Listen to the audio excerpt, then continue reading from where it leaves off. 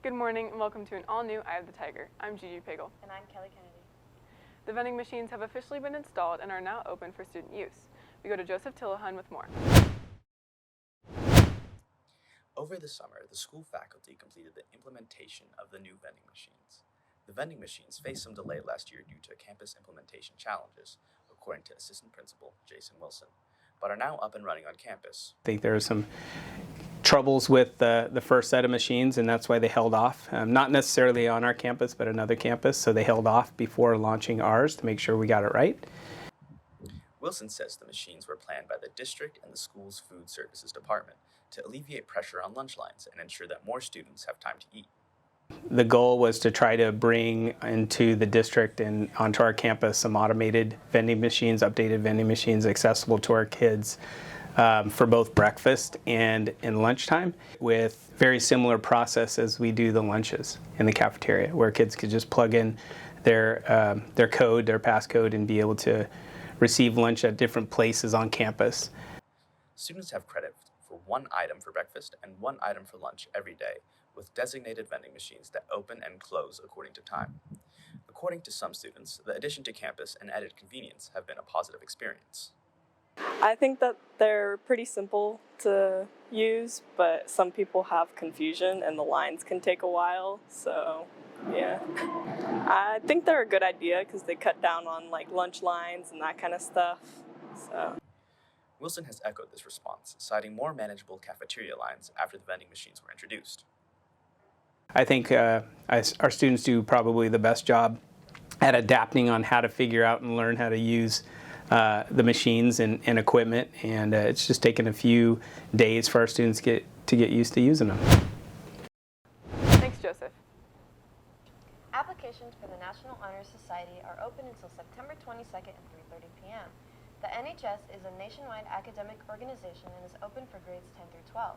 The link to apply is on the Roseville website under Activities or on the Eye of the Tiger Twitter. And now we go to Sienna Moffett with sports. Good morning, and welcome to this Friday's edition of EOTSN. I'm Sienna Moffett. Tonight, Roseville football hopes to keep their winning streak alive against Laguna Creek. The Cardinals come into this game averaging 27.5 points per game and 306 yards per game.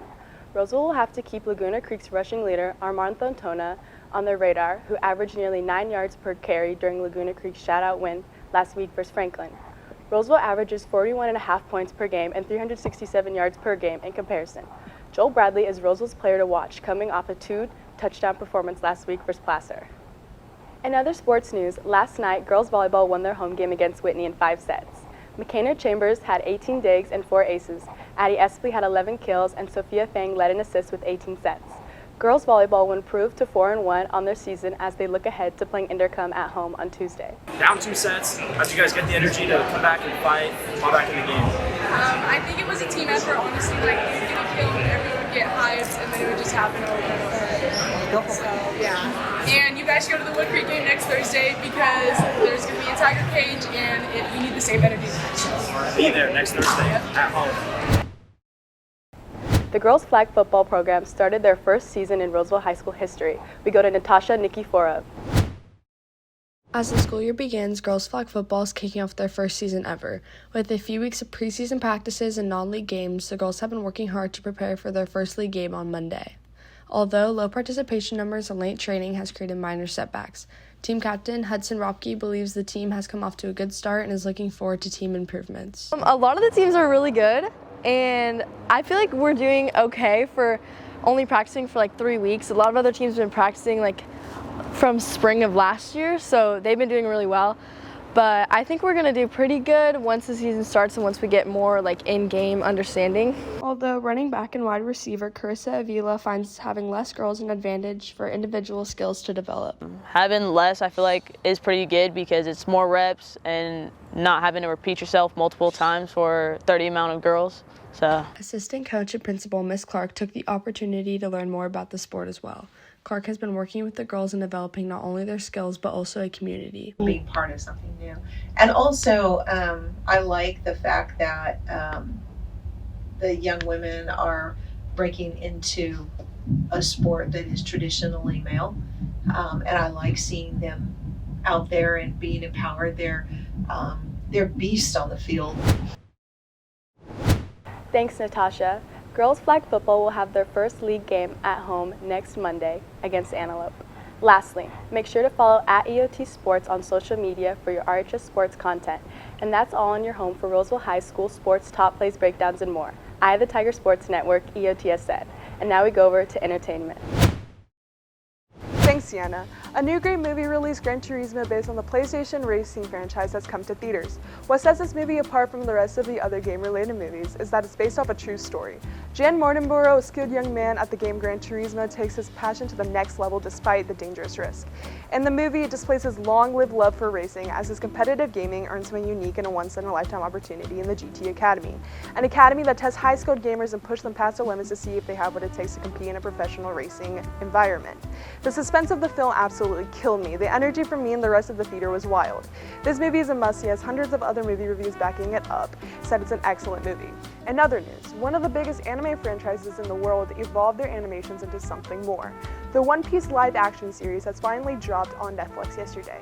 Although live-action anime adaptations don't have a good rep, the casting doesn't seem quite that bad. The actors depict the characters quite well, as Luffy, Chopper, and the rest of the pirate crew look really accurate, especially my favorite character, Nami. They did her quite right. Since this is based off of an animated series, nothing will obviously beat the original, but I have high hopes despite being stuck on the Sky Island arc.